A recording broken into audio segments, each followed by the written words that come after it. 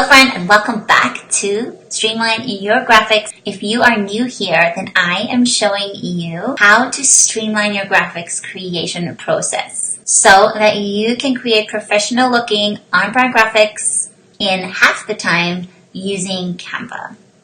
This is video number 2. So if you missed video number 1, go and look for that. We went over why it's so important to have a brand and mood board and why it's so important to actually stick to it.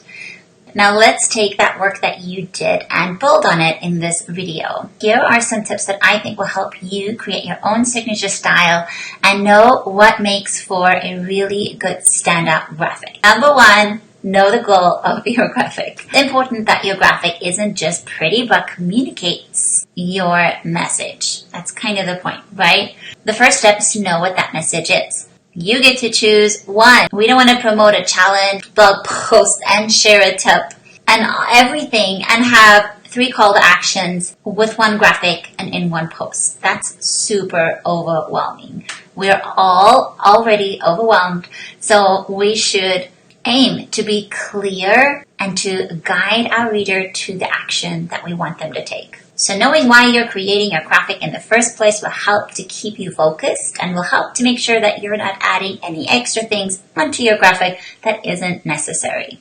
One goal will get you to your end result faster. Step number 2 is to make the most of visual hierarchy. When everything is important, nothing is important. We want to think about the most important part of our graphic, and we want to make sure that we're designing our graphics specifically to guide people's eye. So I want to show you a really good example of how you could use a visual to guide your readers to the action that you want them to take. I want you to read the graphic that is on my screen. In this graphic, we're specifically guiding the reader's eye to go to the biggest section and then down and then up here. This is called visual hierarchy. And we can usually achieve this by being really clear on our fonts and then giving each of our fonts a specific goal so that we know where we will use them and in what size. But visual hierarchy can also be achieved by using bold, by using font size. You just want to think through what is your goal and what is the most important thing that you want your reader to see first and then second and then third. So that is a really good way that you can structure your graphic to get them to take those specific actions. Okay, step number 3. You are already a design pro. Make use of white space. We saw in the graphic in part 1 what happens when we overcrowd our graphic and we fill every single part with content or icons or elements. It feels overwhelming, right? So we want to make sure that we are not overcrowding our graphic and giving our visuals breathing room. Tip number 4 is know your font rules. Now, in part 1, you already picked out your brand fonts, but here are 3 key things that I want you to remember when it comes to using your fonts. If something is difficult and hard to read, we're not going to make the time or the effort to read it. We're going to scroll right by. So we want to make sure that we choose fonts that are easy to read. We want to make sure that we choose a good font size. If something is too small, we're not even going to take notice of it or make an effort to read it. And number 3, use more than 2 fonts on one graphic. Too many fonts visually overwhelm us.